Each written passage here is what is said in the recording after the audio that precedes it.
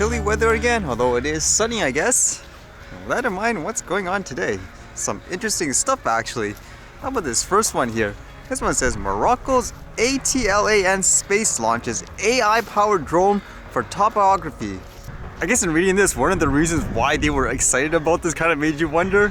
This one here says Casablanca-based startup ATLAN Space announced earlier this week launching Morocco's first locally manufactured drone, ATLAN Geo, for civilian purposes.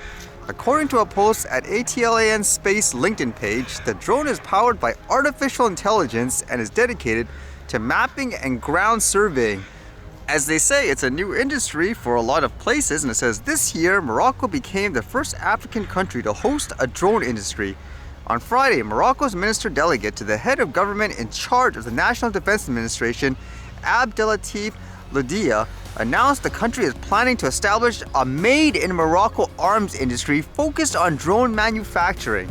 The country first laid out the legal framework for the industry in 2021, with the Morocco Council of Ministers adopting Law 1020, a piece of legislation that would regulate the defense industry. That's the part that kind of made me wonder, because you'd think normally with this it'd be kind of a celebration of, oh great, tech in use and all that. But it says on multiple occasions, Mazar stressed the importance of strengthening Morocco's domestic industries and reducing the country's reliance on imports to in turn bring down the country's trade deficit. In recent months, Morocco's trade deficit has been reaching new heights as the country remains largely reliant on imports, especially in food and energy. So is that kind of the big reason why they would love this? It's, I guess, eventually for economic reasons. Because as they state further, drone manufacturing for civilian and military purposes would serve Morocco's goal to reach industrial sovereignty and reduce reliance on imports, a view that is continuously reiterated by the country's trade industry minister. I guess ultimately it does come down to money in a lot of cases, huh?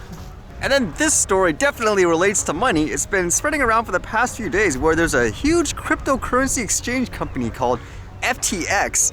And they had backings of so many people, billions of dollars, I guess, in general. And at first the story was, I guess the founder, all of a sudden, like there was a crash and he lost so much money. But it appeared to be like a huge scandal where if these reports are accurate, it's almost like this company was run like a Ponzi scheme of sorts. Like this one, what it says, funds vanish at bankrupt crypto exchange, FTX probe underway. So according to this, because of the situation, the company filed for Chapter 11 bankruptcy, and I guess shortly after, for some reason, there was unauthorized access. Imagine everyone who invested so much money in this, I guess. So you have to wonder, if it was this much of a scam, there must have been warning signs, correct? Somebody must have been saying something, but I guess like this article says, in comparison to other things that you've read, it says the fall of crypto exchange FTX is worse than Theranos, worse than Madoff, as federal probes mount, former SEC official says. According to all these reports too, there were tons of people backing this guy, like famous people, rich people, and so forth. And funny enough, you'll often say like follow the money and all that. And this guy here, apparently he donated to a lot of politicians. It makes you wonder, is that the reason why he got so far? Because he made buddy-buddy with so many people? Like this one here says anyways, Sam Bankman-Fried's fall cuts off big source of funds for US Democrats. Sam Bankman-Fried stormed on the US political scene with multi-million-dollar donations that led lawmakers, particularly Democrats, to believe he was ushering in the next generation of donors. But in a matter of days, his business empire collapsed into bankruptcy and the prospect of millions more in donations evaporated. Before the fall of Bankman-Fried's cryptocurrency exchange FTX, the entrepreneur had emerged as the second largest donor to Democrat after George Soros. He had vowed to give up to $1 billion in political candidates linked to causes he supported, a pledge from which he later backed away. He also became one of the most prominent crypto representatives in Washington, supporting digital asset legislation and hiring former regulators as advisors. And you could imagine, because of this, they're saying this needs to be investigated now, I guess, in terms of cryptocurrency and all that, and the call for regulation, I suppose, which by the sounds of it, a lot of people are upset about that, because I would think a lot of people who do things like the crypto, they would want to stay away, for example, from things like government reach and all that. Is that true in the world of politics in terms of this guy being a big name and a donor, I guess? In general, that's how I view politics. A lot of people bought out unethical, I guess, transactions, questionable ones like here. Although funny enough, when you read like some article, like this one here says what? Crypto's biggest crash saw a guy playing League of Legends while luring investors. So there's all these like posts here. You can see he's saying he plays League of Legends so much, and all these things are claiming that while he's making negotiations, I guess, with high profile people, rich people, he'd be playing games. Like, how do you convince people to invest in you if stuff like this is open in the public and all that? He must be that confident that you can get people's, I guess, money and so forth, huh? He also seems to imply in his post anyways that he has kind of an addiction of sort where he plays the game too much. And it makes me wonder if that's how he treated these funds. It's like a game per se. You keep getting other people's money. There's no real, I guess, solid business foundation, and then eventually it collapsed, correct? That's what people are saying anyways in terms of labeling it as a Ponzi scheme and all that. To me, that's still crazy to think about in terms of how far people can get away with something. Is it in that case where the people committing the crime are just that darn smart? Or is it just that the people that are giving them money and so forth are just too gullible? I guess I'm not surprised, just like everything else. There's like what, fake gurus and all that. People fall for it all the time. I think ultimately the common theme in a lot of these, I guess, quote, scam stories is it's basically taking advantage of people's greed.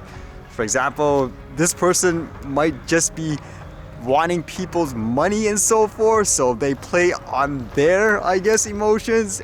They establish themselves in a way where, hey, if you become buddy-buddy with me, you'll enjoy all these riches and so forth. So it's kind of, again, taking advantage of other people's selfish greed as well, versus people thinking rationally, hey, wait a minute, what's this guy really doing? And the last thing I quickly read was apparently in an air show there was a crash of sort where two airplanes, for whatever reason, they collided with each other. Like this one says, shock and disbelief. World War II bomber, smaller plane collide and crash at Dallas air show. So there were a ton of social media posts online, and you can see in some of them that's pretty much what happened. It seemed like for whatever reason another airplane just flew into the other one. What happened there, huh? I guess that's more for airplane pilots and stuff to determine. Was it, for example, somebody not experienced? But from what I gathered, they said that's not the case. These were experienced people. Was it just miscommunication? A blind spot or something like that? That's unfortunate, huh?